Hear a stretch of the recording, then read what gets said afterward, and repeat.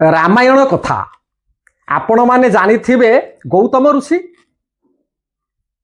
से अहल्या को अभिशाप देइथिले तबे पाषाण हो जाओ। हजार हजार वर्ष काम्यक वन रे अहल्या सुंदरी पाषाण होई पड़िथिले। त्रेतया जुगरे परम ब्रह्म रामंकर पादस्पर्श रे से मुक्ति लाभ कले। सही परी लक्ष्मण काहींकी पाषाण होइथिले,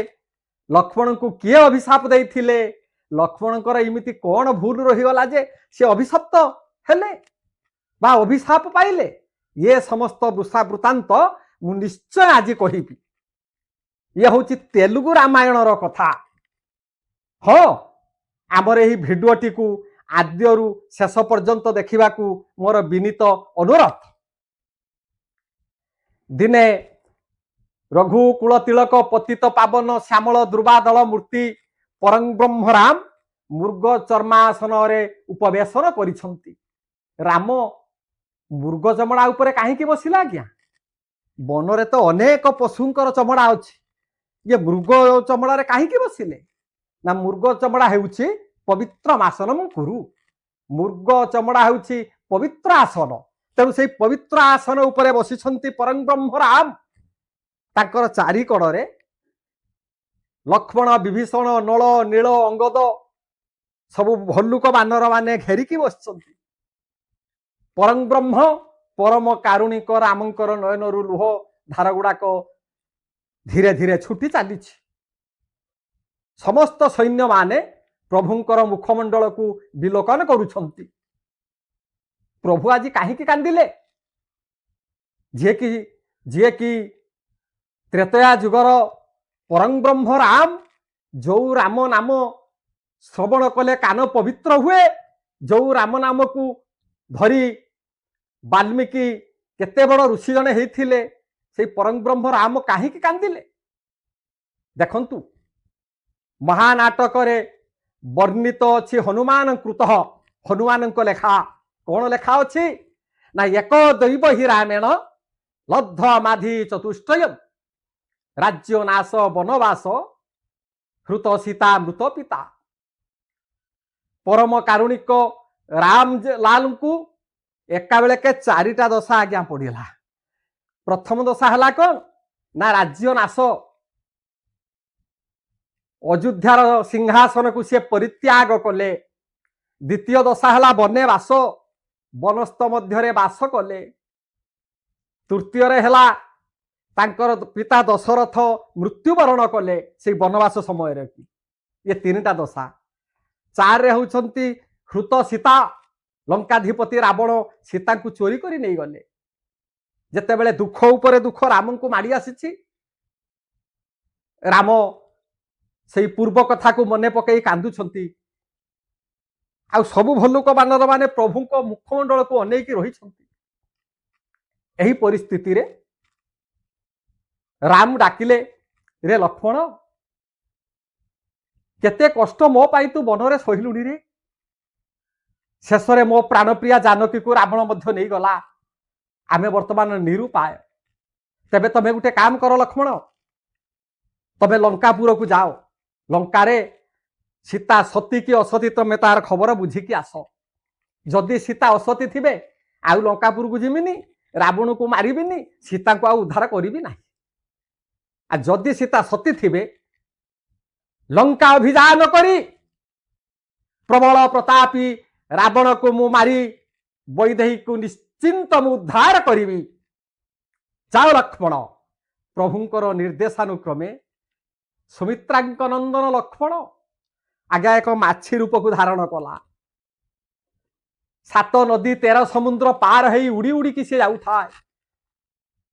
समुद्र ऊपर से उड़ी उड़ी की जाऊ था।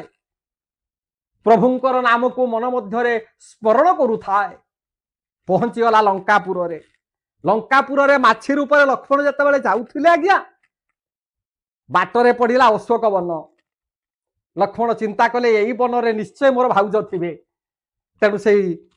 अशोक वन भीतर को लक्ष्मण चलिले। अनेक पथ अतिक्रांत परे से सीतांकर संधान पाइले एवं भाउजंक पाखरे लक्ष्मण पहुंची गले। भाउज को विनम्र प्रणामटीए कले आदर सहकारे आज देवी सीता कहले रे लक्ष्मण तम भाई कुशल अछंती तो कौन कहबी भाउज जो दिन ठारू रावण आपण को चोरी करके नहीं आनिला से दिन पाखर भाई मोर भांगी पड़ी गृहमान हो पड़ी तम कथा सब बेले चिंता करी करी तांकर शरीर क्षीण हेबारे लागिलानी एमिति अनेक कथोपकथन चली समय रे सीता कहले रे लक्ष्मण वर्तमान रावणर आसवा टाइम हो गलानी रावण वर्तमान आसीबो जदि तुमको से अशोक वन रे देखे ताले ता हस्तरु तुम मुक्ति पाई परिबो नाही तेणु तुमे चली जाओ सीतांक मुखरु ये बाणी बाहरिबा मात्रे लक्ष्मण चिंता कले तेबे सीता हेउछंती असती नहेले मो भाउज एक कथा काहे कि से कहितांते तबे चली जाओ बोली तेबे ठीक अछि प्रकृतर सीता सती कि असती जानिबा पाई अशोक वन रे एक वृक्ष अंतराल रे लक्ष्मण आज्ञा लुचिकी रहिले समय अर्धरात्रि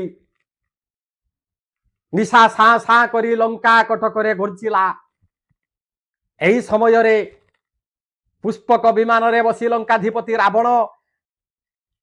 सुवर्ण थाली रे धूप दीप गंध चंदन नैवेद्य को धरी मां को पूजा करिवा पई से आसुछंती पहुंची गले रावण सीतांक पाखरे मांकर पाद तले बसी गले मां को गलारे पुष्पहार देले पाद वंदना कले धूप दीप चंदन रे तांको भूषित कराई आप्यायित कराइले स्तवटीए पाठ करूछंती देखंतु आज्ञा जा चंडी मधुकैट भाति दैत्य दलिनी जा माही सुनमलिनी जा धूम्रे क्षण चंडमुंड मंथिनी जा रक्त विजासिनी शक्ति शुंभरी शुंभ दैत्य दलिनी जा सिद्धिदात्री परा सा देवी नवकोटि मूर्ति सहितं मां पातु विशेश्वरी सीतांक पाद पद्मरे प्रणिपात करुछंती लंकाधिपति रावण एकु अपलक नयन रे लता अंतरा रे थाई लक्ष्मण देखुथुले पूजा करिबा समय रे रावण जानी पारिले कौन जानिला आज्ञा ना माल्यवंत कुटरू किए जने गुप्तचर आसीछि ये अशोक वन भितर धसैकी पशि जाइछि तेणु रावण कहले किए रे ये वन रे किए तमे लुचिछ कौठु तमे आसीछ शीघ्र मो पाखक आस जदि तमे न आस मो हस्तरु तमे उद्धार पाई परिबो नाही रावणर भयंकर गर्जन तर्जन को सुनी लक्ष्मण आज्ञा लता अंतराल रु बाहरी रावण पाखरे उपस्थित हेले रावण देखिले कहले आहा ये से रामर सान भाई तो हाँ तेबे लक्ष्मण तमे ये लंकापुर को कहीं आसीथिलो मु आज्ञा मो भाई को परामर्श रे मु आसीथिली तेबे कुह तमर उद्देश्यटा कौन ना भाई मते पठै थिले सीता सती की असती बुझिबा पाई तेबे तुमे कौन देखिलो ना मु देखिली सीता प्रकृत हेउछंती सती आपण सब बेले मा रूपरे तांकू पूजा अर्चना करूछंती लक्ष्मणଙ୍କ मुखरु ए कथा सुनिबा मात्रे रावण चिंतारे रहिले कहले लक्ष्मण जदि सत कथा जाहि राम को कहिबे ताले परम ब्रह्म राम से वनवासी राम मते आउ बद्ध करिवेनी मते आउ मारिवेनी सीता को उद्धार करिवे नाही तेणु रामଙ୍କ हस्तरे मु नमले ये राक्षस कूलरू मु उद्धार पाई परिबी नाही